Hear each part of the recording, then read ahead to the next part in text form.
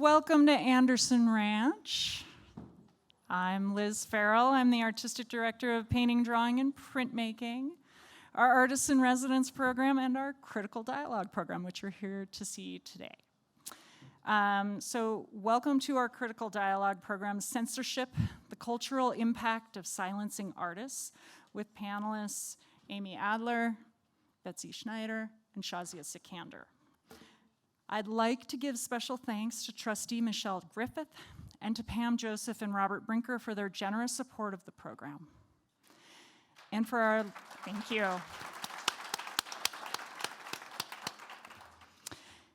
And for our land acknowledgement, Anderson Ranch acknowledges that our campus resides on the traditional ancestral territory of the Ute people, who've called the Roaring Fork Valley and beyond home for over 800 years. Through our mission to promote a wide range of arts, cultures, and voices, we commit to partner with and honor the indigenous ancestors and residents of this sacred land where we learn, work, and create. It's an honor to introduce our three panelists today. Amy Adler, the Emily Kempen Professor of Law at NYU School of Law, is one of the leading scholars of art law in the US. She teaches art law, First Amendment law, and feminist jurisprudence at NYU Law, and lectures about these topics to a wide range of audiences in both art and law. Adler's scholarship focuses on the persistent conflict between legal rules and cultural and artistic expression, addressing topics such as fair use, moral rights, online norms, authenticity, and the art market. Adler graduated from the Yale Law School, where she was a senior editor of the Yale Law Journal, and Adler clerked for Judge John M. Walker Jr. of the U.S. Court of Appeals for the Second Circuit. Betsy Schneider is a photographer and filmmaker who explores and documents transformations of individuals and families over time and place. Her work has been exhibited nationally and internationally as part of notable collections, including the Museum of Fine Arts Houston, the Nelson Adkins Museum in Kansas City, and the Musée for Forkunst in Odense, Denmark. And born in Lahore, Pakistan, Shahzia Sikandor took up the traditional practice of miniature painting during Mohammad Zia al-Haq's military regime, at a time when the medium was deeply unpopular among young artists. She earned a BFA from the National College of Arts in Lahore, where she received rigorous training from master miniaturist Bashir Ahmad. She became the first woman to teach in the miniature painting department at NCA alongside Ahmad, and was the first artist from the department to challenge the medium's technical and aesthetic framework. Sikandor moved to the US to pursue an MFA at RISD and later participated in the core program of the Glassell School of Art at the Museum of Fine Arts in Houston. Please join me in welcoming our panel.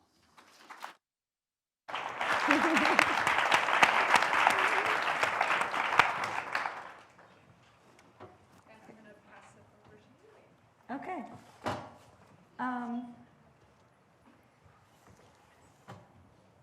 Thank you so much, Liz, and thanks to everyone at Anderson Ranch for having me. I'm so honored to be here and with two such extraordinary artists. I'm really excited for the conversation. Our topic today is the censorship of art, and we're very lucky to have two artists who have bravely, in my opinion, very bravely faced their own censorship crises. But I want to talk about what we've seen is that, and sorry, I'm reading from notes, but I don't normally do that, but I have a concussion, I'll just admit. I have a little bit of a concussion, so I'm focusing on my notes today. Incidents of art censorship have been accelerating in the last few months. And just last week, we saw Amy Sherald. I'll say a little bit more about this. Actually, I'll show it now. Amy Sherald canceling her show at the National Portrait Gallery in response to pressure to censor her work. Yeah. And in January, works were seized from a museum in Fort Worth in Texas. We've now seen a flurry of targeting of the arts, executive orders, targeting the Smithsonian, new rules governing the National Endowment for the Arts, and changes in museum practice as well. So this moment of intensification of art censorship has become reminiscent, in my view, of an earlier period in American history, the culture wars of the 1990s, when art was on the front lines of American political turmoil. And I want to talk a little bit, I'll just say a few more words about Amy Sherald and the Fort Worth incident, and then do a deep dive into this history of the culture wars, because I think it's remarkably resonant with our present period. And we'll see, I hope you'll see some strange repeats of the past going on in our present moment. But I also want to use this history to unpack, I don't know if my mic's bothering me, is it a little bit whistling? Okay. I also want to use this moment to unpack some fundamental and I think urgent questions, to really try to understand what we mean by censorship and what does the First Amendment of the US Constitution tell us about this, the meaning of this term, the rules that apply, and how legal rules intersect with cultural forces. That's I think, the lesson we'll learn from the culture wars that we're seeing right now. So just a little bit more. It seems like everybody knows about what happened with Amy Sherald, but for those of you who don't, her work was supposed to open at the National Portrait Gallery in September, and she was pressured by the museum. There were some different accounts by the museum and by Sherald, but she was asked to remove this painting, Transforming Liberty, depicting the Statue of Liberty as a trans woman, and there was some argument about either replacing it with a video or accompanying it with a video, but either way there was a clear interference with the artistic integrity and vision of her show, and she decided to pull the show. Just another incident, this happened in January, and just my view that things are accelerating. Sally Mann was part of an exhibit in Fort Worth. The show was featured 13 artists. It was called Diaries of Home, featuring women and non-binary artists who explored concepts of family, community, and home. And police seized 5 of Sally Mann's photographs from the walls of the museum on suspicion of child pornography. Ultimately, the pictures weren't returned, but charges were not brought after several months. I'll show you 2 of the pictures that were seized under suspicion of child pornography. This is called The Perfect Tomato, and this is The Wet Bed, and 3 other pictures were seized as well. So I want to turn to this earlier period in American history that I think we can use to, I hope, shed some light on the present.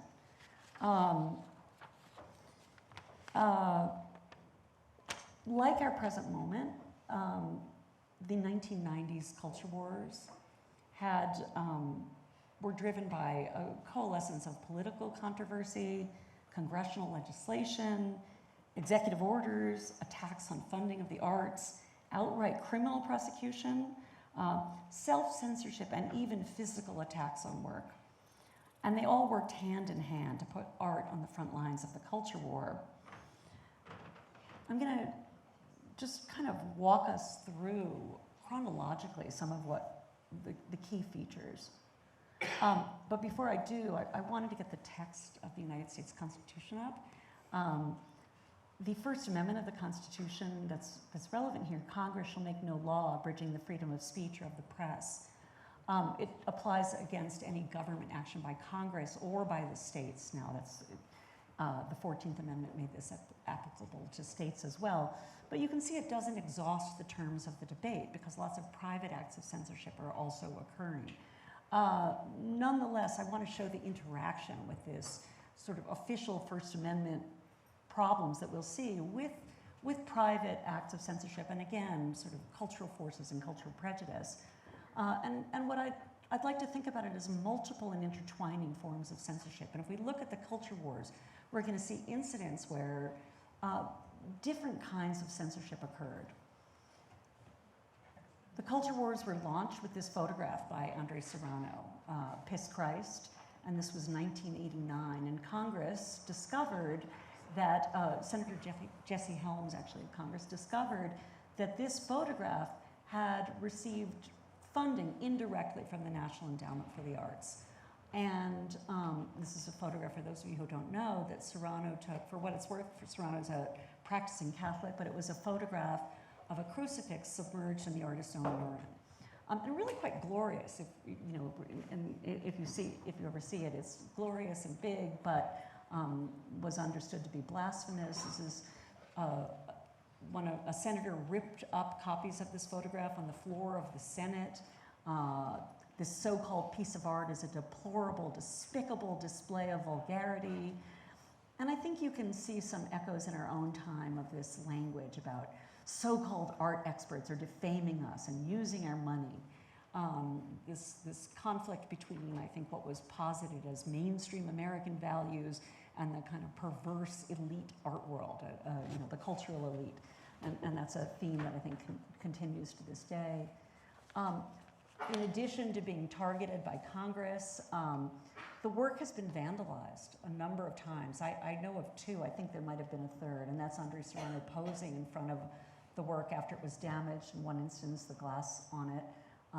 Here's another picture after it had been vandalized in France, and the curator of this show asked that the work be exhibited as vandalized, that it not be repaired. And I think we might hear from Shahzia about her views about how to, you know, what to do with the work that has been attacked. I'm looking forward to that. So the next big target in the culture wars, and there were many, many artists, but I think the poster child was Robert Mapplethorpe, and this is his self-portrait with skull cane. He took so many self-portraits during his life, but this is when he was dying of AIDS. And Congress, shortly after the Serrano controversy, Congress discovered that some congressional money had been used, NEA money, had been used indirectly again to fund a traveling show of Mapplethorpe's work that was set to travel to 6 cities, including Washington, D.C., we'll see that in a minute, and Cincinnati, Ohio. And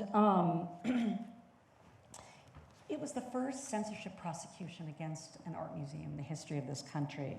And it really became the defining battle in the culture wars that roiled America in the post-Reagan era. The target was, I don't know if I have what order my pictures are in. That's just another picture. I'll come back to the theme of AIDS in a minute, but this is Mapplethorpe shortly before he died at his opening of his one-person exhibit at the Whitney, and his career was really just cresting right before this happened and right before he died. But the controversy that erupted over these images was fueled by anxieties not only about AIDS, but about unwanted kinds of sexuality, sadomasochism, race, government funding of the arts. And I think the vanishing boundary between art and pornography, and more generally changes that were happening in art at the time. And these anxieties spilled out of the courtroom into the public sphere and into the halls of Congress as well. So this is the show that was ultimately the subject of this first obscenity prosecution in the history of the country. It began at the Institute of Contemporary Art at the University of Pennsylvania.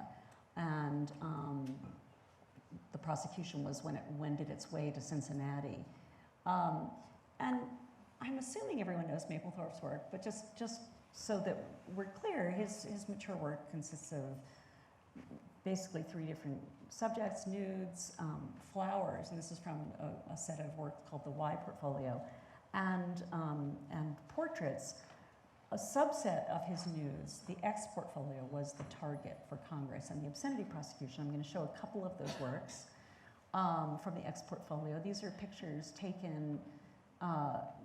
He continued to work on this project, but originally from 1977 to 1980, and it was during a time when Mapplethorpe was participating in S&M clubs in New York City, and that's on the right, a self-portrait of Mapplethorpe with a bullwhip protruding from his body. I didn't pull all the other pictures, and I'll just say, for what it's worth, you know, I do show them to my students, and one thing that's interesting to me is how my students, you know, who are pretty unshockable, are just like, wow, that's like, you know, they're worth a look. You know, they're beautiful, and they're you know, I think still have the power to affect us even in our kind of porn-soaked culture.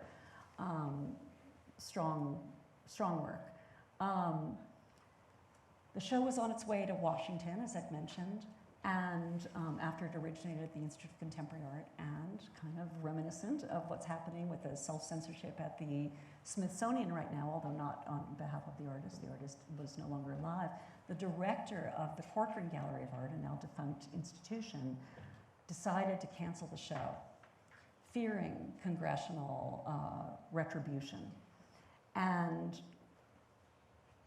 it's interesting because this act of self-censorship only caused people to pay more attention to the show. And I think this is one of the funny features of censorship, that often what it does is draw attention to the very thing that people are trying to stamp out. It kind of brings its own attention. And so this is a picture of the cover of Art Forum from that summer, when people projected pictures of the censored Mapplethorpe works, and all of Mapplethorpe's works actually, onto the exterior of the Corcoran Gallery of Art to try to protest what had happened. Another phase in this history is that Congress starts legislating and trying to amend the statute governing the NEA. And they come up with all these different kinds of language. First, they use the language of obscenity. This is struck down by a court.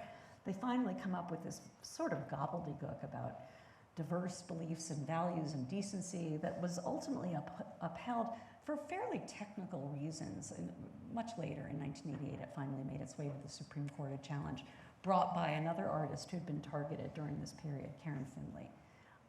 But the court upheld that. And I just wanted to say again, to the extent my theme is the echoing of today's art censorship and this earlier period, there's currently a lawsuit unfolding in Rhode Island, Latino Arts, the NEA, challenging an executive order that is, you know, targeting or trying to ensure that the NEA doesn't make grants promoting gender ideology. I'm actually proud to say one of the challengers of this is a former student of mine from NYU Law School, and a very accomplished director in her own right, and has been really active on the front lines of this. And we'll see how this plays out. Its motions were just filed, I think, last week on this, so we'll see. Okay, so now here we are in Cincinnati. The show's set to open after the cancellation, after Congress is doing all this stuff. People are worried. The Cincinnati Museum is worried. They're trying to do all kinds of things to protect themselves against obscenity charges. They seek a court order. They don't get it. Various things. And the day it opens, police come in and sees 7 Mapplethorpe photographs, 5 of the S&M photos, and actually 2 photographs of children that were later, charges against them were dismissed for technical reasons. So 5 of the S&M pictures, the sex pictures, as Mapplethorpe called them. 80,000 people saw the show. And it caused such an uproar. Both protests against the show, you can see on the right, but also protests against censorship.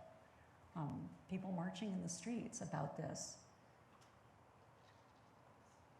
And just another demonstration. You know, and Mapplethorpe, although the poster child for this moment, was one of many, right? One of many artists who'd been targeted. But again, the only criminal prosecution. I don't know how much time I have, but I'll just say a word about what obscenity law, are you keeping track of my time? I asked Shahzia to keep track. I don't know how much time I have left. You've got more time. I got a little time, okay. I just want to say a word about obscenity law because it's so strange, and to explain why, I want to talk a little bit about why Mapplethorpe was targeted, but also why he won, or why the museum won. By the time the prosecution had unfolded, Mapplethorpe had already died of AIDS, so the charges were against the museum and the curator. But obscenity law is a 3-pronged test developed over many years of anguished decisions by the Supreme Court. And it asks 3 questions about a work of art. Does the work appeal to the prurient interest, which is such a weird word, and it's defined by courts as morbid or lascivious interest in sexuality or sex. And I think you'll begin to see why this would be a problem for Mapplethorpe prosecution in 1990 America.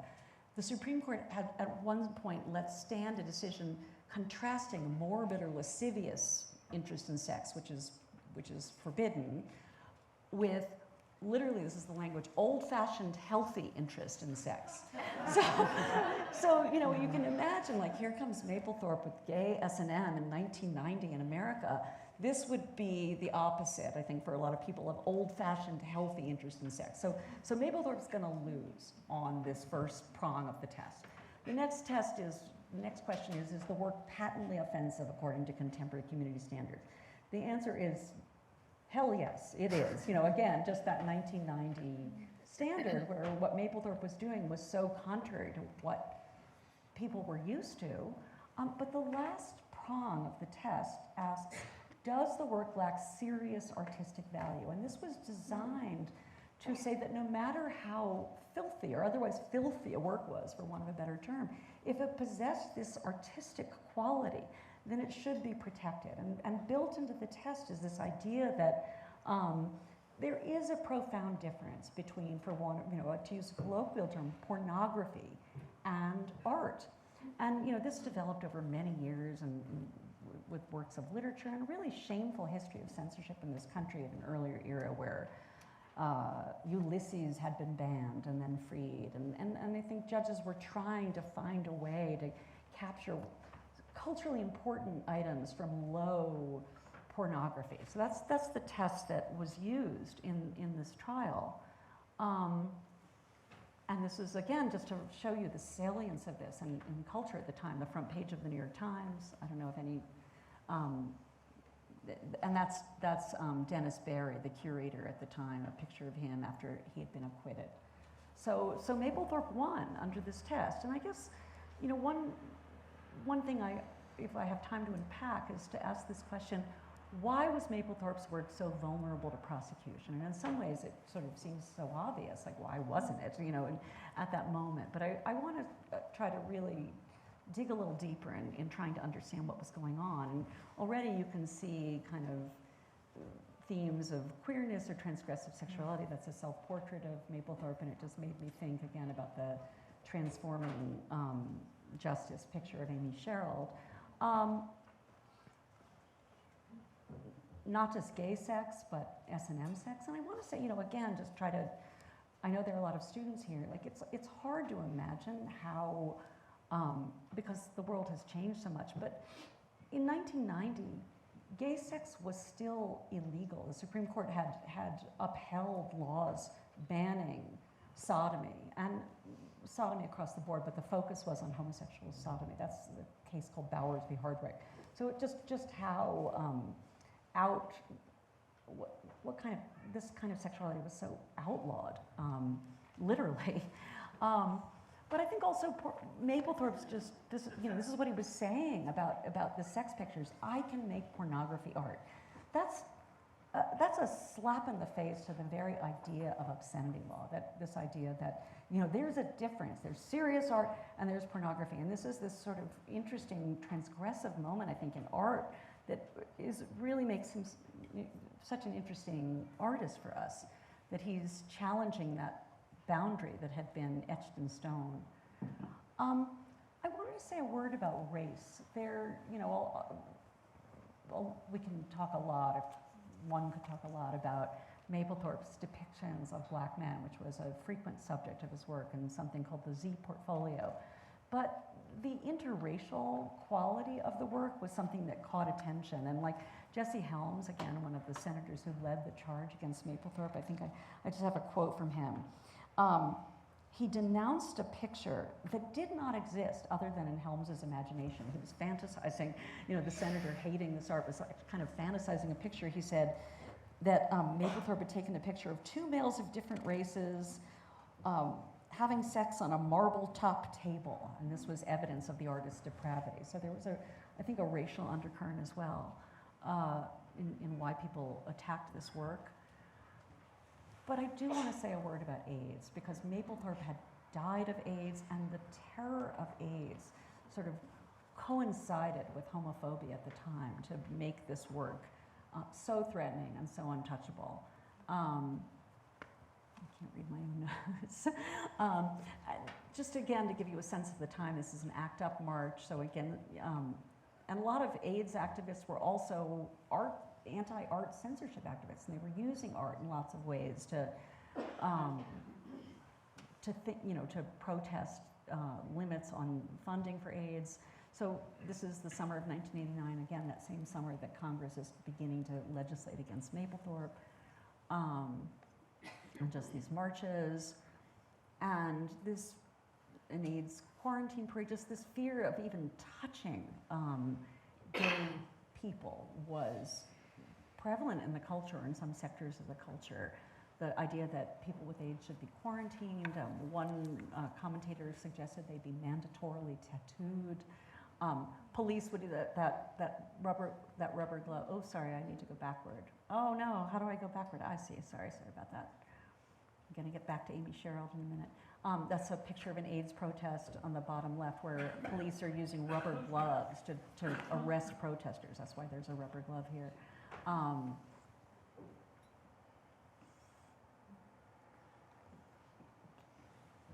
So just this intersection of sexuality and disease, or fear of disease, going on at the time.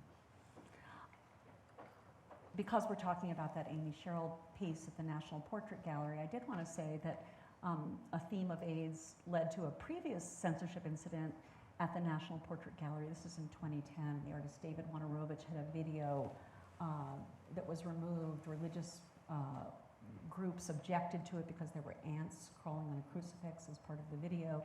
But this theme of AIDS, and Wojnarowicz also died of AIDS in the 80s and was making art that was targeted in the culture wars. And again, just that parallel with Amy Sherald, because it was the National Portrait Gallery. Again,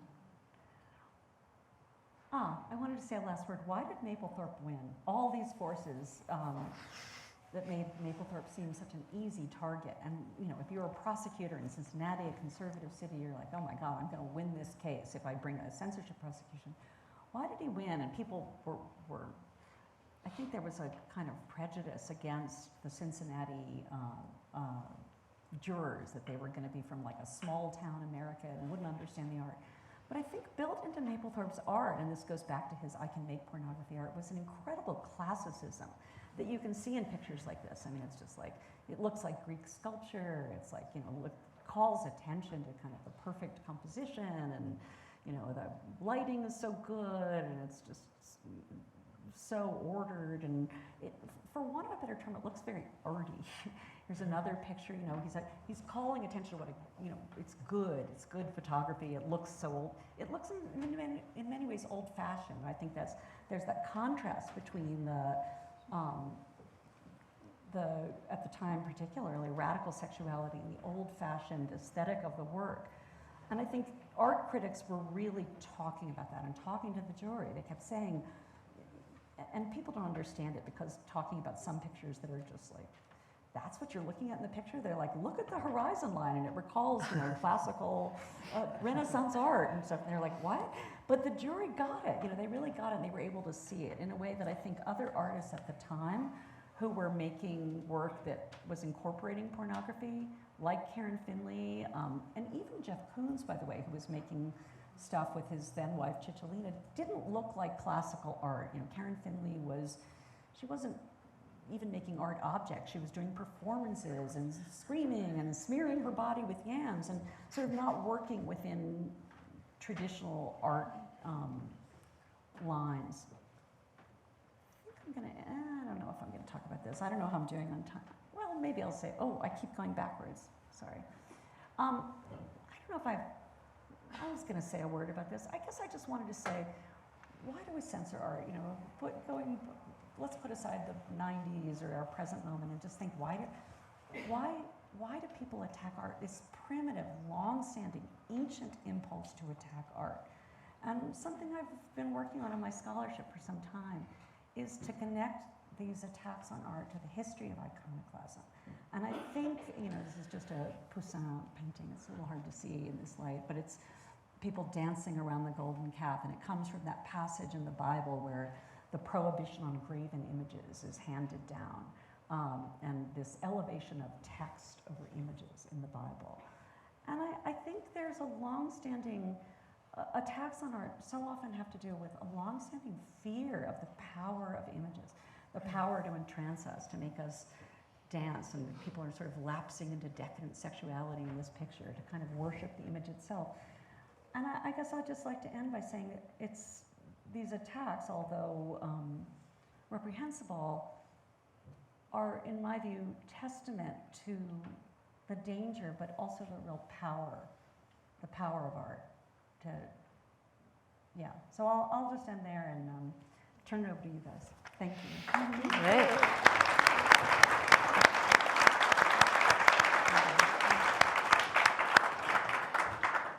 I have another picture before, so. Okay. I'm sorry, I didn't get to my last slide. You can skip through it. All right. That was amazing. Thank you. So today I will focus on two sculptures that I created in 2023 that became flashpoints amid cultural battles around abortion, women, and power. Both the works were co-commissioned for temporary display by Madison Square Park Conservancy and University of Houston Systems Public Art Program. So the sculpture titled Witness that you see here is approximately 18 feet tall, and it was actually on display at the Madison Square Park. So when I made it, I was thinking a witness to sight and sound around her, implying listening and seeing. Witness is also woven into its environment, intentionally an open skirt that gives way to transparency, revealing the grass, trees, and cityscape that spawn its environment. The other sculpture was titled Now. It's at 8 feet tall in bronze, and it is still currently on the roof of the courthouse, which overlooks the Madison Square Park in Manhattan. It's the appellate division for the First Department of the New York State Supreme Court. On July 8th, 2024, at 3 a.m., someone at the University of Houston grabbed a hammer and decapitated Witness. It was done an hour before Beryl hurricane hit. It was quite clear that the intent was to cloak the narrative to the storm. Vandalism was intentional, but so was confusion, which around it, which was quite deliberate. So I want to pause here and go backward in time.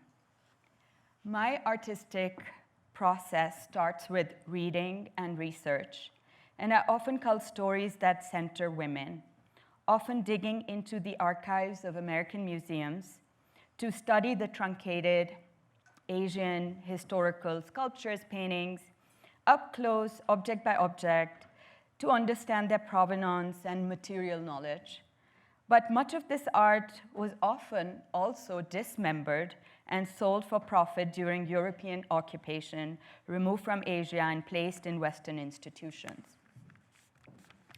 It is of interest to me to emphasize the plurality and influence on Western wealth and culture from such histories of trade and exchange.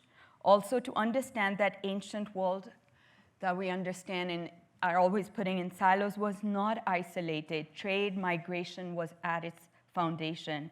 Yet in Western art history, Greco-Roman are singled out against the flourishing art traditions of Gandhara and Kushan, just as one example. So I started studying these old museum catalogs, coffee table books, for example, the kinds that would give a very homogeneous overview of entire cultures as the other.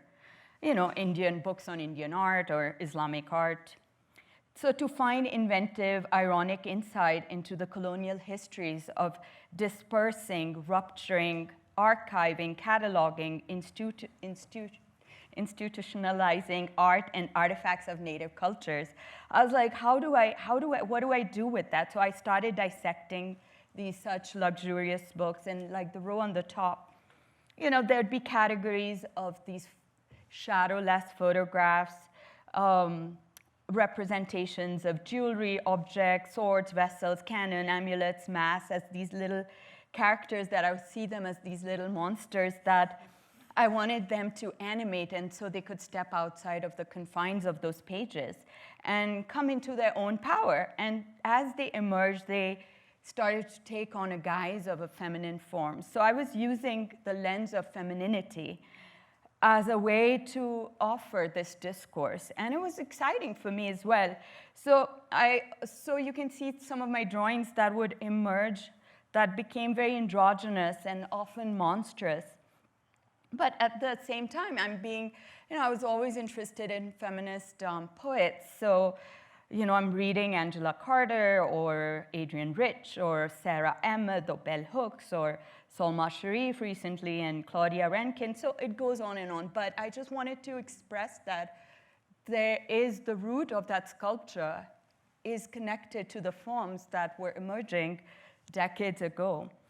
So the trope of femininity lends an armature of paradox that works really well for me, because I am a painter, and at the core, I am interested in creating iconographies.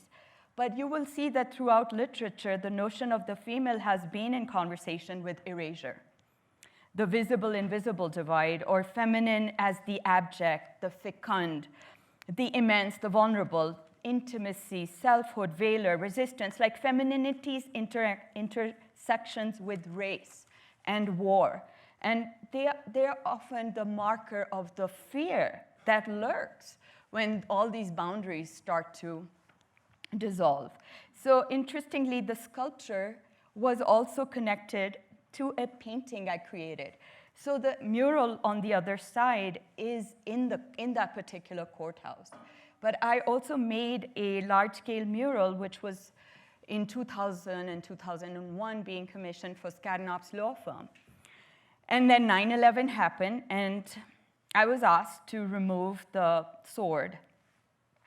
And in general, I was asked to remove the work. So I interpreted this as, for me it was censorship, but what I was trying to do was I was looking at a very ubiquitous image of the power of law. But I was also refracting it through a non-Western art history lens. So the South Asian Durga idea, a metaphor for sharp intellect and wisdom, was being perceived post 9/11 as this idea of violence. So anyway, when I was asked to remove it, I took the entire project. I took it out of that space, and it was sitting in storage for 20+ years. And then in 2021, I was, after a long time, actually, it was my first exhibition in 20 years, and it was organized by Jan Howard at the Rhode Island School of Design Museum. And at that time, we were able to pull out all the works that I'd done in the 90s, and including this work that was censored and was sitting in storage.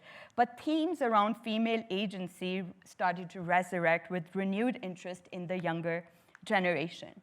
So the allegory of women and power that had been in my work for a long time, where I was using the idea of symbolism of hair, kinetic particle systems, like looking at patriarchy structures, but then also inserting the feminine form in there and moving into animation. But around those times, I was also a part of the New York City's Murals Advisory Commission on city art, monuments, and markers.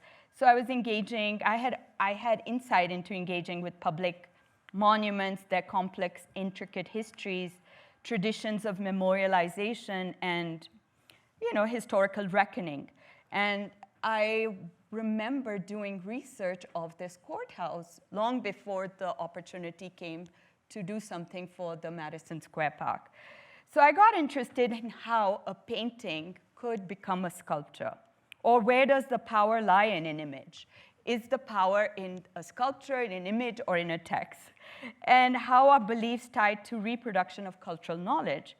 So you can see that I am looking at the steel skirt is coming from the architectural armature of the stained glass ceiling dome of the New York State Appellate Division Courthouse. which is this glass ceiling by Maitland Armstrong. And for me, that becomes like a symbolic structure out of which the feminine form is technically sort of metaphorically breaking out of the glass ceiling. But this sort of large skirt idea was always in my paintings as this resilient space, a collective female agency. It was malleable. So I was kind of responding to the very openness nature of my practice, where often, even if I'm drawing, I draw over transparent paper, and you can see all the marks. You can see flaws. They become part of the piece. And oftentimes, installations have no borders, and they can expand in any direction. And they make a site that is unstable and multivalent. And that's always so exciting as a painter. So how do you translate that idea into a sculpture? So that's how I started taking those drawings, and you can see these rooted limbs, a self-rootedness, which was looking at women, especially immigrant women's autonomy, carrying their roots wherever they go.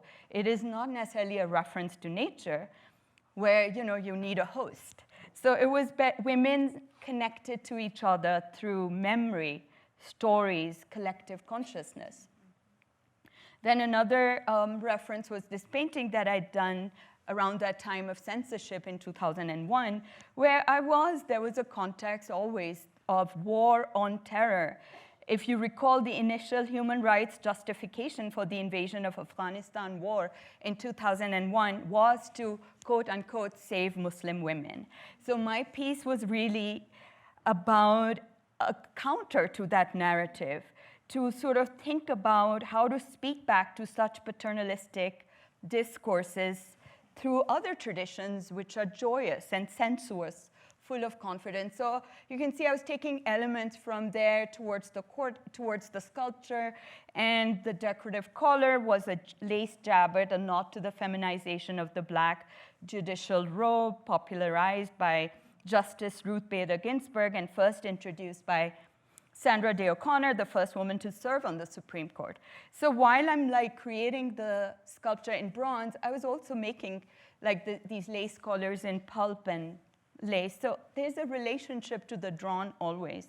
Then there was another element which had to do with the braids. So the ram's horns, which for me are sort of, again, they're coming from multiple sources, but they are universal symbols of strength and wisdom, and a recurring motif also in the decorative program of the courthouse.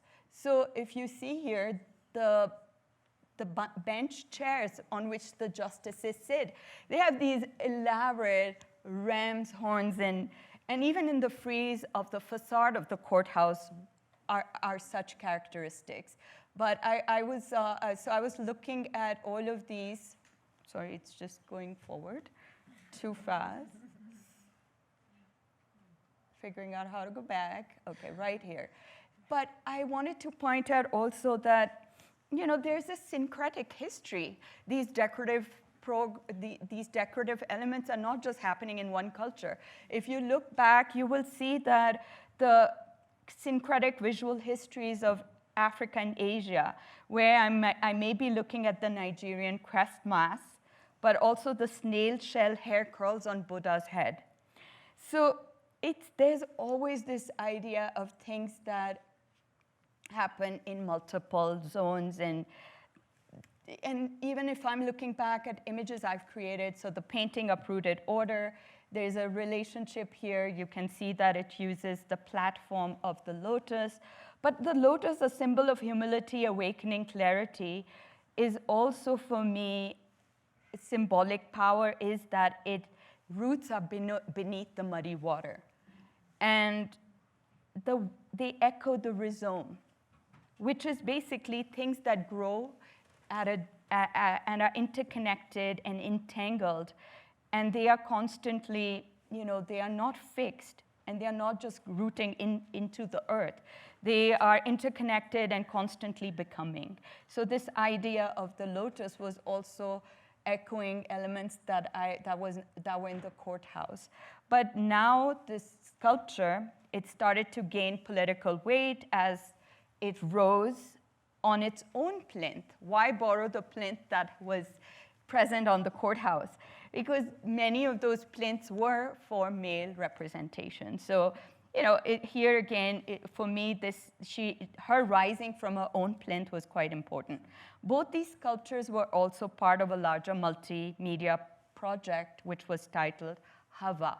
Hava means breath and atmosphere. So Hava, to breathe air life, which included actually a AR lens titled Apparition that I created with Snapchat. So, which allowed then, it was my way of bringing the sculpture from the 3rd floor of you could look up and see at the sculpture, but how could you bring the sculpture to be experienced on the ground? So there was this Snapchat element as well. But what I want to say is that there were all these ideas of how you interface with the public. So public programming happened quite regularly around the site. And Witness, the sculpture, emerged as a stand-in for many. And in its self-rooted appendages, a visual metaphor for those who carry their roots wherever they go. And what I want to say is that though it provided the background, but the background for the collective. Like power is elusive. It affects all of us. It operates through conflict, but it also belongs to a group. So this idea expressed itself multiple times in New York City. A video that was also part of the Madison Square Park project, I was invited to show it simultaneously in the Times Square on multiple billboards, over 100 multiple billboards, and that's an image from there. That piece was called Reckoning, and it displayed in the park, and it alluded to the interstices, the transitory space between the migrant and the citizen, women in power, you know, all of us that are caught between different worlds, different vocabularies, different cultures, or our different histories. So at a time now, when there is so much political polarization and cultural rollback, where questions of who gets to speak, what can be seen, and what it means to be American are increasingly contested. Controversy rose immediately after my piece was up in New York City, and I think it opened in January of 2023.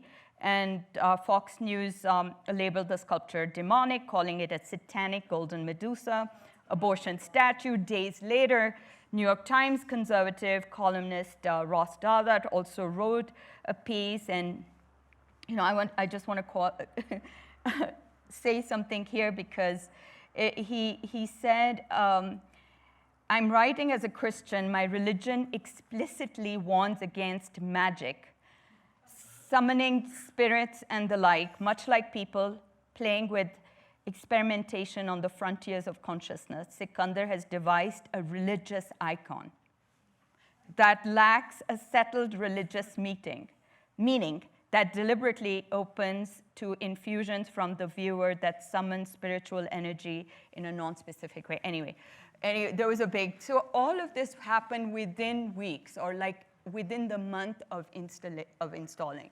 A year later, the piece goes to Texas. So obviously, you have to imagine like there's all this like hearsay around the piece. So it lands there, and things played out quite differently in Texas because it was scheduled to be there from February to October of 2024.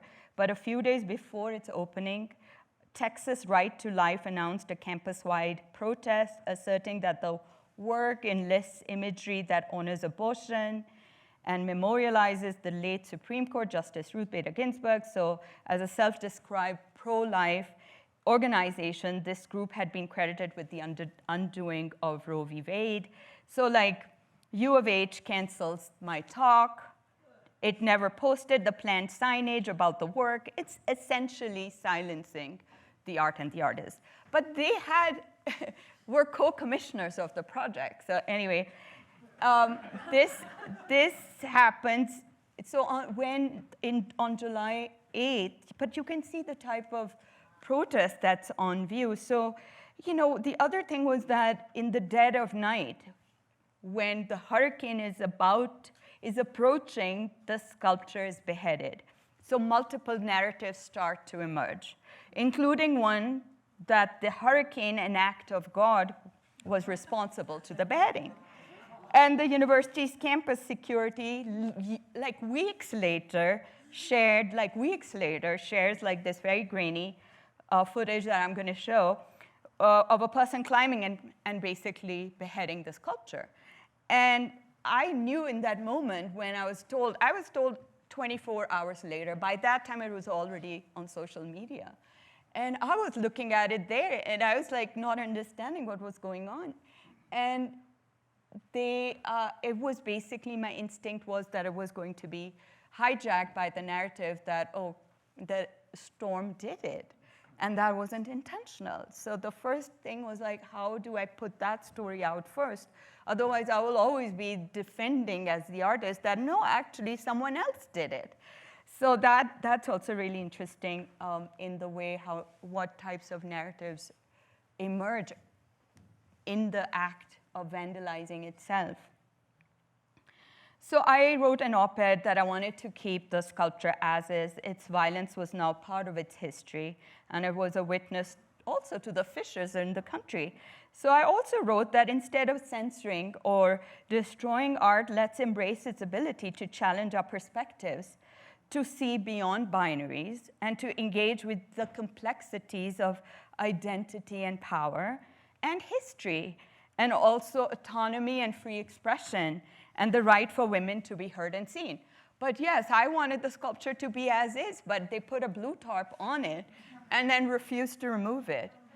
So from January, you know, when it happens, early January till October, end of October, it remained as such.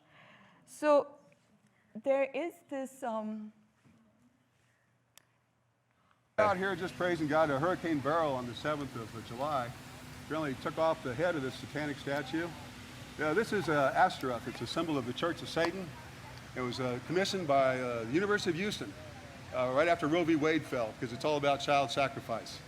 And so by putting it here with public money and tuition dollars, Remy Couture, president of the university, has violated the First Amendment of the U.S. Constitution by promoting a religion, shoving this down the throats of her students and the surrounding community. And everybody has expressed their desire for it to be gone, and here it stands. But Hurricane Beryl did a little damage to it Sunday, I guess. So you know what beryl means? Beryl is a precious stone. It's in the book of Daniel, and it's in the book of Revelation.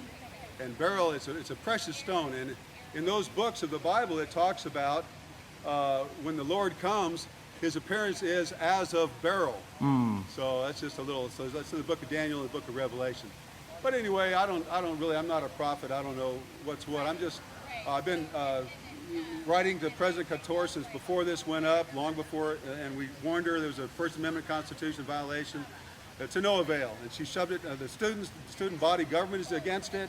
But anyway, so it's been shoved down our throats like some other satanic symbols. The four statues, the statue of four lies over there, it's all satanic. And so this university has been controlled by Satanists for long enough, Remy Couture, and not just the University of Houston, but really all our whole education system in these beautiful United States has been, stolen by the enemy, so to speak. But it's coming back. We're getting our president back in November, praise God. We're getting rid of the senile pervert in the White House and his prostitute co-president. So we just thank God for that as well. Well, I believe that God is blessing the prayers of those called by his name. As if my people who are called by my name will humble themselves and pray, then I will hear from heaven, I'll answer their prayers. So all I want to say is that we are living through such a period of extreme polarization, and we see the politics of division rising, where the complexity of nuance, so essential to both art and citizenship, I feel is under threat. And as a diaspora artist that has lived in the US for like 32 years, I know firsthand the sacrifices that immigrant artists make to create space and expand representation in the American art world, diaspora artist struggles are often invisible, diminished from their countries of origin, reduced to token representation in the West. Yet they persevere, navigate a landscape that can be dismissive, taking risks, pushing their boundaries, defying conventions, through struggle, exile, reinvention, imagining possibilities, that societies don't necessarily see. So also in that space, it's like, what does it mean to sort of, who gets to be the artist that is in a very black and white America? Like, I think that for me, this sculpture was such a exercise of taking a painting that had been censored into a sculpture, and to see that censorship happening twice over a period of 20 years, 20 plus years. Just there's, what is it there? What is the fear that, that art can be a catalyst that can rise to the surface? And I believe that it's really this optics of women and women's proximity to power. So often I think if I had not proposed that we put the sculpture on the roof of the courthouse, perhaps it could have been, oh, it's just an art project in the park. But the fact that it was on the rooftop, it suddenly was like, oh, that's our space. That's not your space. And that's sort of like, I felt like the New York Times opinion piece was very xenophobic. So, but again, it was all of these happen, and and eventually the sculpture sitting in storage. So again, I was just sort of not totally surprised, but that all of this happened, but the sculpture is still not, no institution or nothing, nobody from the art world has come out to say, oh, let's share the sculpture, or let's bring it on view either. Is it still, by the way, in storage without the head, or are you going to restore it? No, it's without the head. Got to find a space for that to show But I it. think there is, in my experience, I've seen that there is a very palpable fear about kind of like, what do we say, who do we support, what type of censorship can we protest, and what type of censorship we don't really need to worry about. But censorship, in my opinion, all censorship is censorship. Anyway. All right. Oh,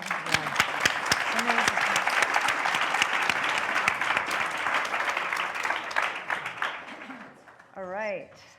I think this is going to be different, but also a lot of overlap. I'm not going to read from notes. I'm probably going to read from my slides, but I'm going to talk particularly about one body of work that I did that has had several instances of censorship and controversy, and then a piece from another body of work that has kind of wove itself in to some controversy as well. So I want to start by saying that I grew up in the 70s, and I had this book. My dad had this book, Photographing Children. It was part of a Time Life series of books. You may remember it, those of you who are a little bit older, but it was like a subscription series, so very mainstream. And this book, Photographing Children, I had when I was probably 7 or 8. It was my dad's book. It's actually, we can be cynical about things like Time Life series books, but the photographs and the editing and the selection was just fantastic. Anyway, it was filled with a lot of pictures of kids, really joyous, beautiful, fantastic pictures of kids. And a lot of them were naked. And I grew up looking at this book just thinking, this is how you photograph children. This is what it means to celebrate childhood. And this is a piece, so the cover is a Muybridge motion, one of his motion studies of, a little boy, naked little boy. Anyway, so just to kind of contextualize this, and also loop a little bit into, Amy's talking about eras and how things have changed and how perspectives changed. And the culture wars of the 80s definitely in the 90s had a dimension about representation of children, which has continued to now. So in December of 97, my daughter was born, and my then husband and I mean, he was really a collaborator with this project, started taking daily photos of her. It was back in the film days. We got a little APS film camera, and the first picture on the upper left was like the morning after the night she was born. And I started just, you know, he was really helpful. It was we started taking these pictures every day. And it was, for me, it was a non-starter that she would be naked. It was about her body. And I mean, I remember even thinking, when does her umbilical stump fall off? Like, we know that, right? What, it was like day 4 or something. But anyway, so here we have it. I don't know why that day is blank, because I did not miss that day. So anyway, I just have to say, this is a, whatever. Anyway, so I actually, now I'm having the problem. So I just want to say we started this project, and I mean, I want to say I wasn't naive, although I've been accused of it, and maybe I was, I don't know. But you know, I had worked for Sally Mann for a year and a half. I was a live-in assistant. I went to school with Dred Scott when he was censored. I was living in London at a time when Tracy Emin and all the sensation artists were facing controversy. So I wasn't naive, but I also wasn't aware of how much this could provoke people. So the first thing, that really significant thing that happened is I was teaching in London, and a colleague gave me a call, and he told me one of our students has been arrested, one of your students, and she was arrested for some pictures she had taken of some kids that she was an au pair for. This is a complicated situation. I'm not going to get into it right now. In fact, I think it probably, for me, was more a lesson in my teaching than anything else. But when she got arrested, she said, but my teacher photographs her daughter naked every day. And they were like, we want to see your teacher. So I actually contacted a lawyer, and the lawyer actually said, go in, go to the child protection team, take your work. And I went in. They looked at my work, and it was very clear they wanted to separate me from my student in that way. And I have to say, I didn't see her work, right? So it's really hard to like be able to talk about a photograph you can't see. But they were like, well, your work is very different. It's kind of serious, and you know.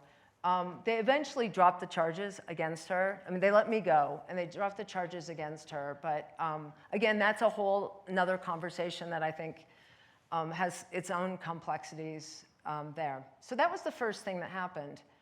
And then September of 2001, I'd spent the summer in the US with my daughter, photographing her. I got home, I think it was September 10th, and I took my film in, and we went in on September 15th. And you can imagine, we weren't really thinking about photos and stuff like that. We walk in, I'm pregnant, she's 3, you know, I'm wearing shorts. I don't know why this matters, but it kind of is. Walk in to pick up my film, and the clerk comes back, and I can't even remember if it was a man or a woman, but they didn't look at me. They didn't look at me, and I thought, this is bad. And then a cop came in to the store, and I was like, shit. So I get arrested with my 3-year-old. And anyway, I was questioned. In the end, no charges were filed. I was angry because I had just talked to the child protection team 3 months ago. And I was like, they've already seen it. This is okay. I mean, we can talk more about this. Maybe I was naive. And I was super confident. I was like, you've already seen this. This isn't, you know. And eventually, the charges were, again, there were no charges filed.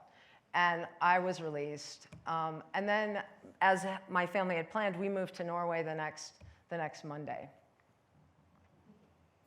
So, a year later, I moved to Arizona. I got a job as a tenure-track professor at Arizona State. But a friend of mine from London was curating a show that she put me in March of 2004. I'm going to go back. I'm going to go forward because I've got pictures to kind of describe that. So it was a show on family and, you know, women photographing their families. And it was part of this festival called the Spit Lit Festival. It was in Spitalfields Market in East London. Those of you who know London may know where this is. But it was kind of, the show as part of a bigger festival with these 3 other artists. And these are what I put up in it. So there were 3 panels, and each individual picture was like the size of a machine print. And so I did, when she's 0 to 1, 2, and 5. The opening happened. They were hung on the wall. It was nice. The curator's father was taking pictures, like installation shots, taking pictures, and somebody saw him, a man, photographing these pictures.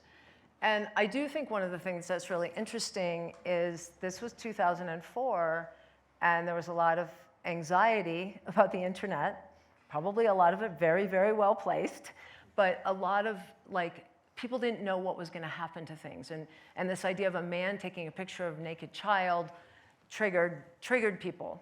So the director of the gallery decided after the opening she was going to take the work down. She didn't talk to us. She didn't talk to the director of the festival. She did not talk to the curator. She did not talk to me. And so this is the only installation shot I have. She decided to take it down. So Maggie, who was the director of the Spitless Festival, said, call the press. That's okay. So we called the press, and the next day, it was front page of The Guardian. Yeah, just a little, but still. So what happened is there was a huge media storm. I got interviewed twice on the BBC. I probably gave 30 interviews. Maybe I was naive then, too. I think some of the things that are interesting is that headline where I say, I hope these photos are provocative. And then there's another one in this one where I say these are not meant to be provocative. And I actually said both those things. And the British press had this ability, and I just like to talk. I like to talk about the complexity. I like to talk about the nuance. And the media kind of ate it up for a couple days, for 15 minutes. It's weird because 2004 was a really kind of specific time too, as print media still was very, very powerful, especially in the UK. Several newspapers, and it went international. Actually, let's go, this is the international, this is like screenshots from that I did later from online, but they were online versions of things, mostly of things that were in print. But then this was the nastiness, and it was just, the nastiness just came rapid fire. And the judgment and things like, I was just remembering this last night, I hope Betsy Schneider, when her kids get raped, that she feels bad about this. There was shit out there that was just like totally freaky. And then the picture on the left, the son took a picture of mine off the internet took me a while to figure that out, which from another body of work, which is ironic. It's actually cropped right where it says censored. I did have naked pictures, but that one, it doesn't seem so bad now, but it made me sick for years. Anyway, so this happened. And I was in London, and again, some of the things I think are really interesting about this is news didn't travel as fast as it travels now. And it was leaking through to Tempe. People were getting phone calls at the university. Paparazzi actually did camp outside my husband and my kids' house. Camp. There were maybe 2 of them, right? But still, it was encroaching in Arizona. I was an untenured professor in a conservative state, and it was, as we were reminded, that era was also kind of a scary time in a lot of other ways. And I think a headline like ASU professor photographs daughter naked every day, I think I would have lost my job pretty quickly. But one thing that happened is I got back, and my students say, "We've got your back." And my colleagues were supportive. The upper admin, dean, not so much. They're like, "You do what you do." I had a student who worked on the state newspaper, and she said to me, she's like, "I don't like what they're saying. And she was able to talk them down from a really sensational article to this. And she somehow helped push it back a couple days, so it came out the day before spring break. And this was a time when the newspapers in Phoenix were looking at ASU student newspaper for stories. I mean, actually, this stuff's still happening. They're shutting down classes based on course descriptions. So 20 years ago, though, the forces were really, I mean, ASU was kind of a little bit of a target for that in the space. But anyway, it was fine. So the controversy died. But I was kind of freaked out, and I do want to talk a little bit more, Amy, what you were saying earlier about the actual consequences, possibilities. I think I did. And I had little kids, right? I had a 2-year-old and I had a 6-year-old, and you can't help but absorb, maybe I am doing damage. Like maybe there is this doubt that happened. But my parents supported me. My husband and his whole family supported me. Everyone around me was supporting me. I was really lucky, right? I mean, I think of that. But I also think about, I was trying to have my own barometer of, am I doing something wrong? And there are deep discussions about consent and a lot of other things that I'm not going to get into. But just the point that this media storm and censorship really freaked me out. On the other hand, I was a young artist and I got all this attention. I was like, maybe I'll get famous. Didn't work. It didn't happen. It didn't. No, as you see, no New Yorker profile piece. And at that time, my two mentors, I would say, Mark Klett and Sally Mann, both told me, wait. They're like, the work isn't done yet. It needs to cook. And I was like, easy for you to say. Anyway, so fast forward a couple more years. I applied for tenure at ASU. I use a lot of I use things that were written. I apply with this work and other work, and I'm given tenure at ASU. So again, the things that are giving me confidence and helping me feel like it is art, it's real art, and I'm okay. And so yeah, so I got promoted, was a professor, and then in the fall of 2008, I did get my profile piece. It was in the Phoenix New Times. It wasn't in the New Yorker, where they used a picture from another body of work. And it was a pretty in-depth article. She got a few things wrong, as they always do. But that was kind of cool, but it put me on the radar of people in Phoenix. So then I had this teeny little show at a collective that I was a part of. And actually, sorry, this isn't a teeny little show. And then there were some protests. And my kids pointed out, they're like, Mom, it's so ironic that there are kids hanging out, holding up signs saying, Betsy Schneider exploits her children. And like this idea that there were kids out there protesting me brings up its own weird issues. But the dean at the time unequivocally supported me and kind of, and so again, this also gave me a lot of confidence as my university supported me. What I was doing was considered serious.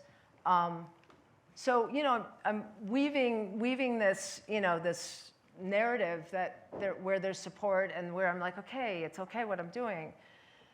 So then, I'm still not sure how to show this or where to show this. And, as in relation to Mark and Sally, the work is still cooking.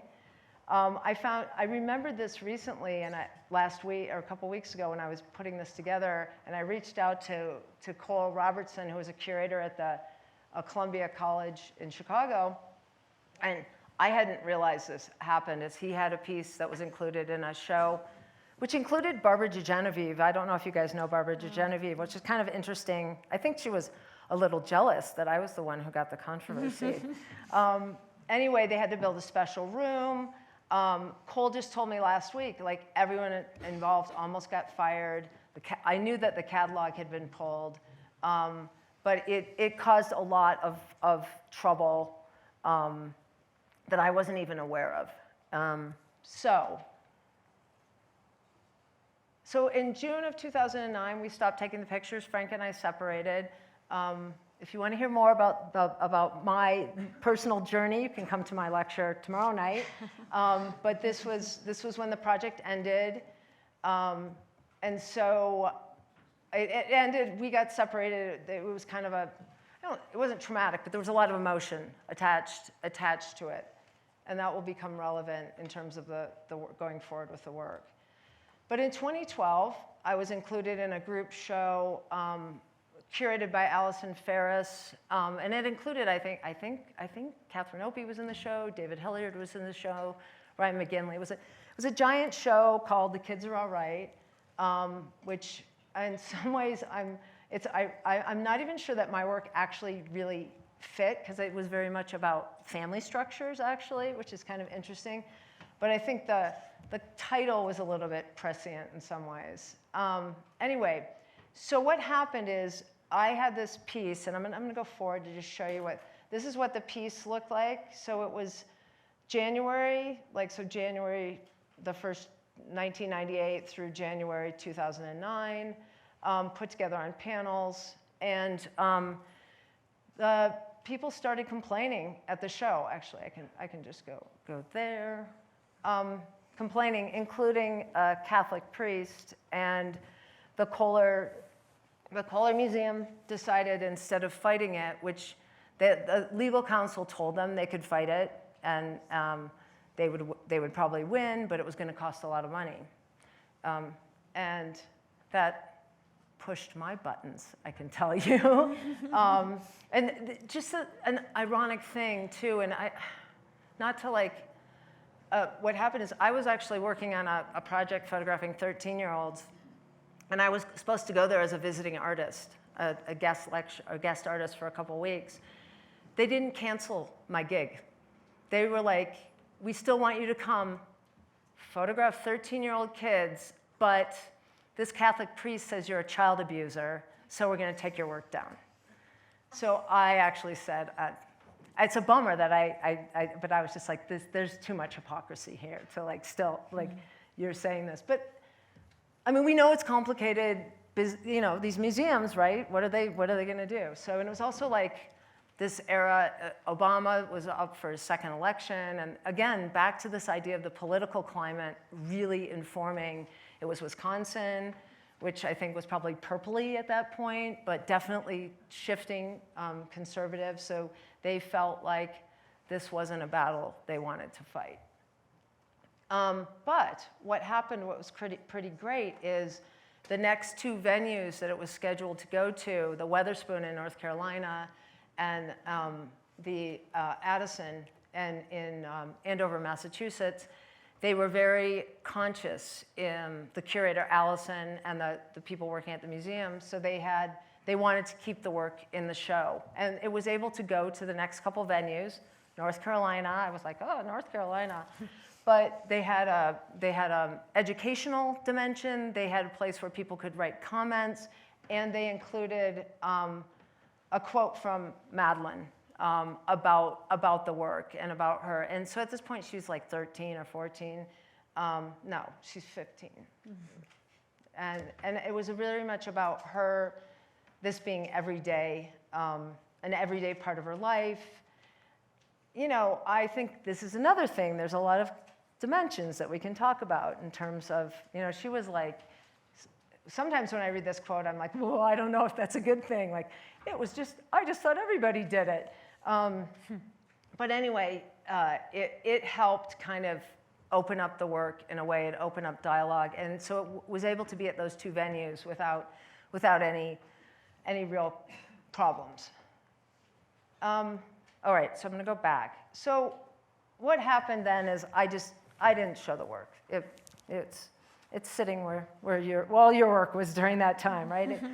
I didn't know how to deal with it. I was doing other work. I was going through I'd already gone through separation and kind of focused on other things, and I didn't do anything. And then in 2022, I was teaching a class on censorship, and I would sometimes pull Madeline in By then, she was a college student, or maybe even a grad student. I pulled her in to talk about her experience with the work. And one of my students asked her in December of 2020, he's like, you know, what do you think you should finish the work? Do you want the work to be shown? And she said, you know, it'd be a shame. We worked so hard on it. And it was a realization to me. I was like, wow, this isn't just about me. And Frank, my ex-husband, he also said, we should finish this. You should finish this. So we worked hard on this. And that was also like this realization, which I think was part of what the work was about, is it wasn't just me. It wasn't just my work. And so we decided that December, you know, and Frank actually gave this idea of this accordion book. We're like, great, I'm gonna do this. I'm gonna get the work out. And then this weird thing happened in 2023. So years and years ago, Jamie Lee Curtis had bought this piece from me.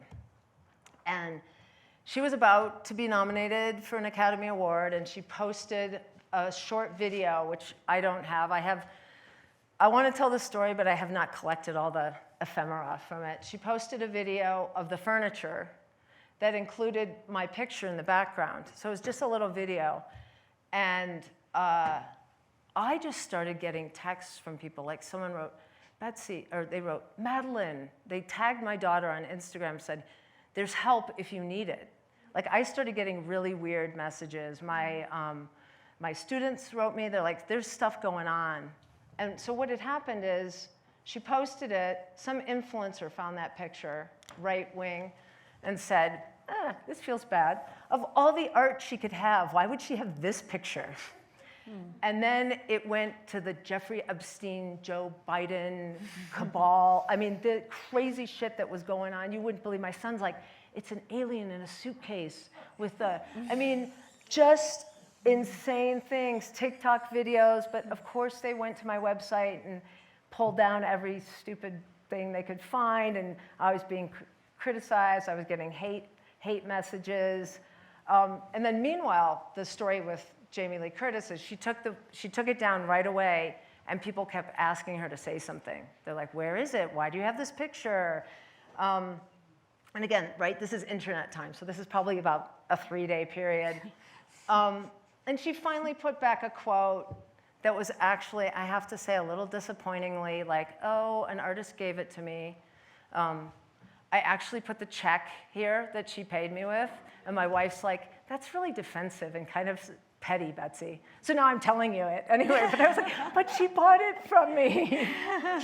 But anyway, you know, as happens with these things, you know, it went away a few days because people are,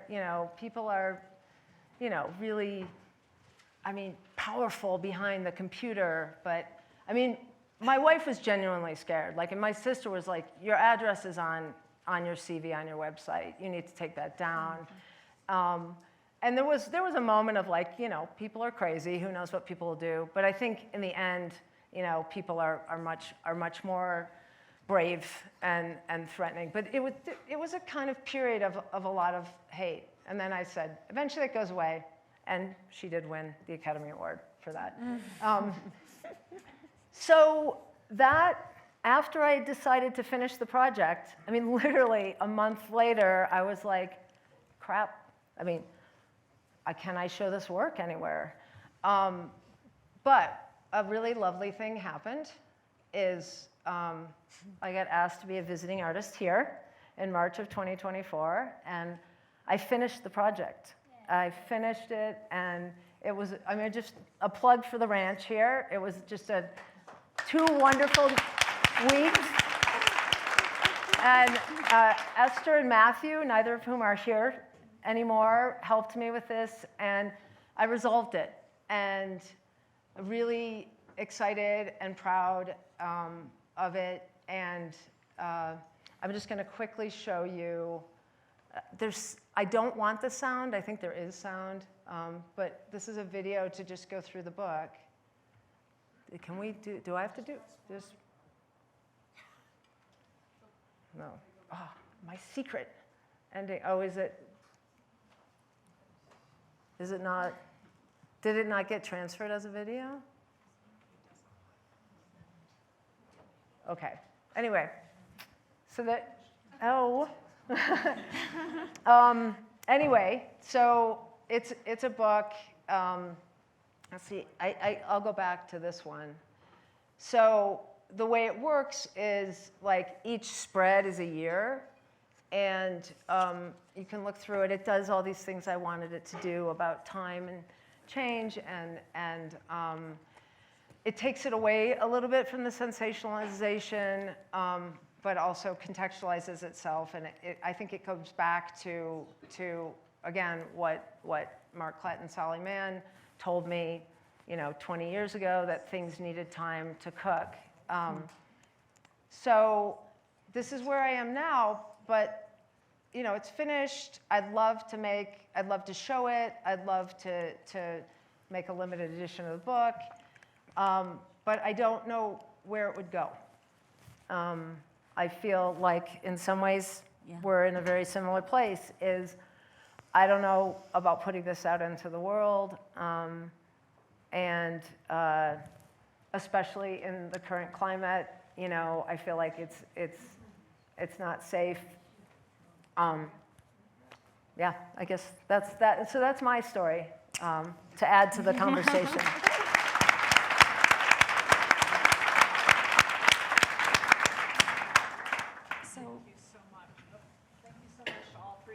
We're going to do a Q&A with the audience, and we're going to come around with a mic. So just raise your hand if you have questions or would like to contribute to the conversation. And we'll bring the mic around. Thank you so much. Oh, should we stop it on a better slide than that?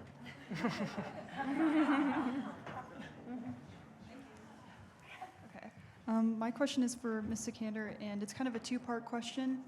So as an individual, not just a maker, what was your initial reaction to this act of vandalism, kind of from these places of ignorance and assumptions of the piece? Then as a maker, how has it affected how you create and how you carry yourself now with kind of this target on you and your work? Did you hear? It's a little hard to hear. Do you mean to repeat it? Oh yeah, sorry. It sounds loud for me, I apologize. So the first part was, as an individual, not just a maker, what was your initial reaction to this act of vandalism from these places of ignorance and assumptions of the piece? And then as a maker, how has it affected how you create and how you carry yourself now with this target on yourself and your work? It's for you. Oh, okay. I thought that doing a first major public art project, it was very successful. It triggered people. I'm not a big fan of benign public artwork, so I did not have any expectations or any kind of, I was more interested in seeing that the work steps outside the confines of an institution. Oftentimes as a painter, or especially works on paper that I've primarily done, they go into storages because of light issue and longevity issues. So a lot of the work is in archives. I look at archives and then I was like, okay, that's the same fate. So how the frustration was like, how do you create something that can sort of maybe bypass some of that restriction? And I always felt like sculpture does that, but public art does it even more. But it's such a niche. How do you get invited to do public art projects? All of that, it was always percolating. So it wasn't as simple as like, oh, you just get up and create a project and put it wherever. So when Madison Square Park opportunity came along, I was like, I definitely need to run with this and do something which might be outside of my comfort zone. So with that, there was a certain level of objectivity. Like, that's art, that's the project. It's like, I was getting a lot of hate mail. I had to get off of Twitter. It was just insane amount of like 400 emails a day. and go back where? It was just kind of, there was a whole other narrative unfolding, but also unfolding in the virtual world. Even the broken head was on eBay, but it actually, there was a whole narrative happening online. So like, I was confused also initially. I was like, did they take the head and it's out there somewhere? But it wasn't. The institution, university said, no, they had it. They had picked it up, they had it, but then it had its own life online. Weird. So all of that, I am seeing it with, with an objectivity. So when you ask me how I felt about it, of course it was shock and disbelief, but also like, oh, I'm kind of following Yeah. it. Yeah. Also. Yeah. Yeah. I think the harder part was like to see that it now has to sit in storage. I think that's a very frustrating aspect of the experience. Yeah. Why can't we show art? But it's not as straightforward as me putting it in a friend's backyard. Right. which I have friends asking me to, like, give it to us, we're gonna put it in our backyard. So. Okay, we have another question. Thank you. back there.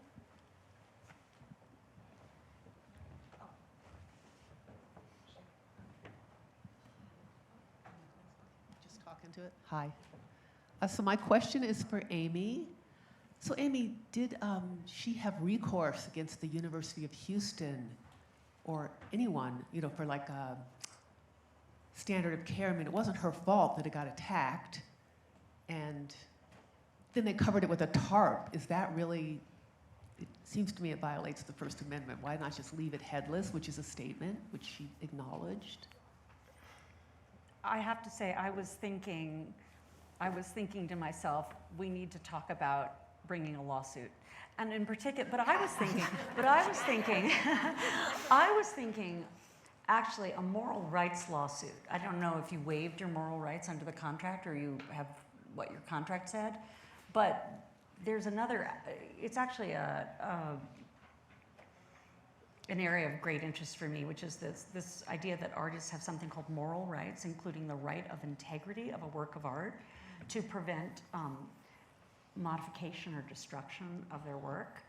And I'm thinking, even if they weren't responsible for the beheading, which they may or may not have been, based on negligence, I thought the covering with the tarp was clearly a violation, I think, of your moral rights. Now, I don't know who represented you in this transaction, but they may often, with public art projects, artists are forced to waive their moral rights, which is otherwise built into the work, any work created since 1990, the right of integrity. But there actually is even, I think the TARP may have been a moral rights lawsuit. So we're gonna talk after this about that. And and the University of Houston is a government institution, right? It's like a public institution. I'm not familiar with it. Yes, It's public, yes. not private. So I mean, if they had harmed the work or taken it down, it would be different, but maybe failure to protect. But it's not so clear because it does seem like it was a private act by a student. So I don't know about the First Amendment stuff, but we can plot it out.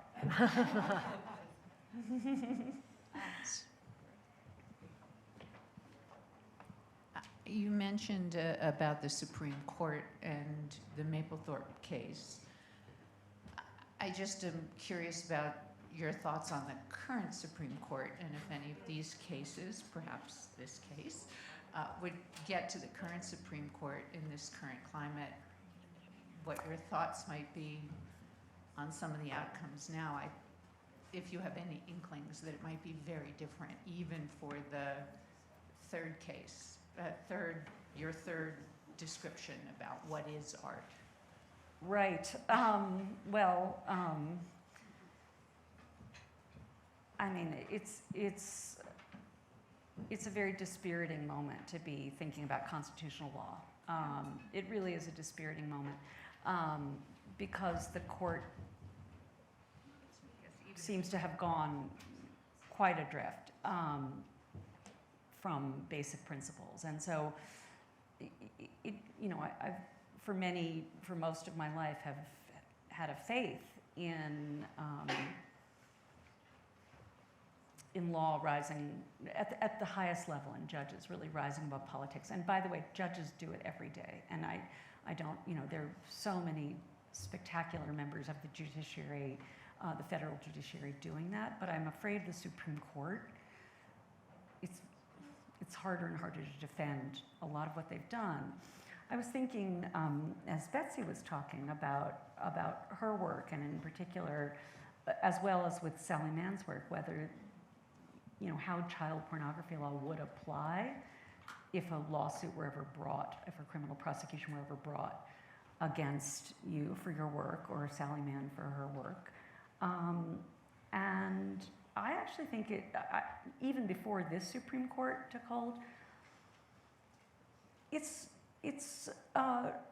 not clear how those cases would come out, and that may be surprising, but that area of law has become extraordinarily capacious. And whether the court would cut back or not, I don't know. It's obviously designed to protect children from terrible acts of child sexual abuse. How it could even come to be associated with works like yours, which I think is such beautiful natural documentation of a child's life, right? Like, how else would you photograph, by the way, a child on a changing table? Like, what? I don't even understand how that could be mixed up with ideas of child sexual abuse. But I think built into child pornography law right now is such a capacious understanding of what would constitute the prohibited material that I do worry about that. And I don't think it's just this politicized Supreme Court that I would worry about it with. So, Yeah.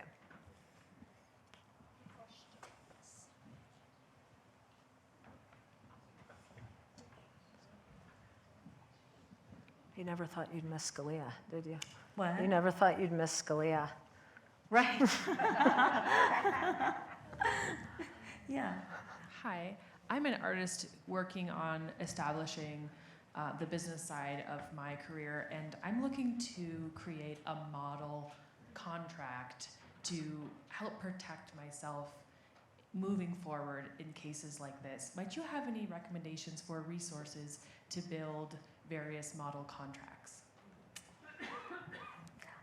I'm so sorry. I don't. I might suggest you look online. Volunteer Lawyers for the Arts must have it. I bet they're out there. And if you want to contact me offline, I could say I don't know. But there are a lot of potential vicissitudes in doing contracts, including whether you waive your moral rights, as I just mentioned. Yeah. Thank you. Yeah. Thank you so much for a great talk. I think about this time in history, and I'm wondering how much self-censorship you're noticing from contemporary artists. I'll jump on that one, if that's okay. Being a teacher as well, and especially, I mean, relative to what Amy just said too about particularly about photographing children, insane amounts of that. I mean, this, you know, I find that my students won't even photograph children. And I think in that particular issue, again, it's complicated. It's not so much about this moment, but about something that's changed since the 70s in terms of the sexualization of the child's body that happens immediately. And Amy wrote about this a while ago about that you can't get it back, that once you suggest that a photograph of a child is sexualized, you can't undo it. I'm sorry that I'm totally bastardizing your legal, but so what I'm seeing as a teacher, but also as an artist, is people don't even let them think about that. And again, that's an issue that's not just about this current moment, but I do think it's about a lack of nuance and also about this knee-jerk reaction that we have, and this, what I think is just horrific, this idea that we sexualize children immediately, the default is that somebody who wants to photograph a child has creepy intent. And I mean, it just makes me so deeply sad. And I think it affects how we see children. I think part of it goes back to this commercialization of childhood that started in the 80s. Really, like, children are products. And I know this isn't really your question, I'm just kind of taking it and running with it. So in that particular area, I see a lot of that. And again, that's not the same as people censoring because of the political moment, but I see a smooth line from that. And, you know, I do think that something has changed since the 80s, you know, and the 90s when there was less fear. There was less fear about doing things that would challenge. Anyway, so that's my quick, I don't know about what you two think about that in terms of self-censorship. Well, many of my students, if they are international, I think there's a very strong worry about where they're taught, whatever they may post or see or make, or where it's going to go. So I think the fear is less about censoring what they're thinking as young artists, but more about stopping short in front of people where they feel like how to trust them. Somebody can be posting something and it can get them into serious trouble. Yeah. That type of fear is very prevalent right now. And in the last year, well, obviously in the last year, it's extreme, I think. And of course it's going to affect somebody in the MFA program deeply. Yeah, because they're telling people to report on their classmates even. I mean, I know that with, yeah. And I will just say again, and you know, in addition to the self-censorship, it is worth thinking about institutional pressures. And we began with the Amy Sherald. But you know, this is a case where a museum is so fearful that it's then censoring artists. So that pressure too. Do you have any thoughts on that, Amy, Cheryl, like where that will go or where the conversation? Yeah, well, it's another, I mean, it's another example of, it's not technically a First Amendment lawsuit. You know, even if they're disputed accounts of what actually happened, but let's assume that they did tell her to remove that picture outright. I think, and there's not a lot of law on this, but I think that's probably not an act of a First Amendment violation, even though I think we could all call it an act of censorship in our vernacular.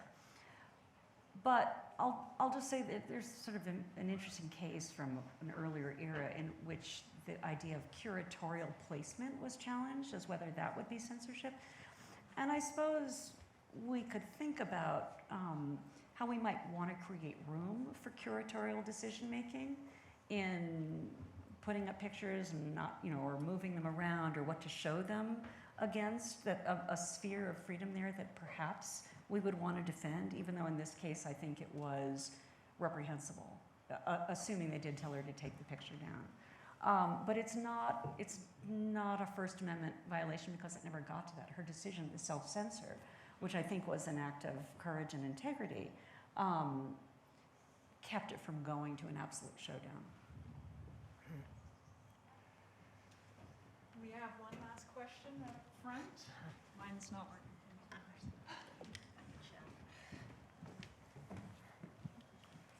Getting back to institutions and censorship, from what I've seen, a lot of institutions are concerned that if they get any kind of federal funding, that puts more limitations on them. So there, I think, has been, where it's possible, the decisions to forego any federal funding to not have that censorship. What do you think about that? And also, what do you think about what has become of the NEA? Yeah, So I think if you can afford it, it's a great thing to avoid getting mixed up with federal funding, but very few institutions can afford it. I think I read a story yesterday that maybe Yale has made a decision to forego funding, and in some, don't quote me on this, I think maybe the Yale Art Gallery. But yeah, no, it's one route. I mean, federal funding all institutions, I think, should expect to see limits now in what they're receiving from the federal government. And boy, universities altogether. What was the second part of your question? I forget. Just what has become of the NEA? Oh, what has become of the NEA? Especially with the change in their mission. Yeah, I mean, it's a shadow of what it once was. Since the culture wars of the 1990s, it's a shadow of what it once was. And I don't know what the current status is, but I do think they're currently not giving grants to works that promote gender ideology. And that's the thing that's being litigated right now, but they are complying with that executive order. They had initially, by the way, agreed to make artists sign a waiver certifying that their work did not promote gender ideology. That was very quickly challenged, and very quickly they backed off because that was so patently unconstitutional. Whether what's happening right now with not promoting gender ideology, whether that's unconstitutional, I don't know. I actually think it's quite a close question, and the governing case will be that case that stems from the 1990 culture wars and the challenge from Karen Finley. And that left a lot of room for interpretation. So we'll see. I mean, can we pretty overtly call what's happening now censorship, like overt censorship? I would say yes, whether it's, I mean, there's a difference between this colloquial term, I think, and whether it's actually an actionable First Amendment violation. And I think what's happening with the NAA may or may not violate the First Amendment of the Constitution, but it has to do with interpretation of precedent. I'm so struck by, as you two were talking, just questions of interpretation around art and the desire for complexity, and the nuance and complexity that you bring to it. There's still a lot of room for that in law as well, and the meaning of the term censorship is quite nuanced and complex. So anyway, I admire the way that both of you not only have fought the censorship that you faced, but also the way your work resists easy answers, which is, I think, why it has met with trouble. Thank you so much. Thanks, everyone.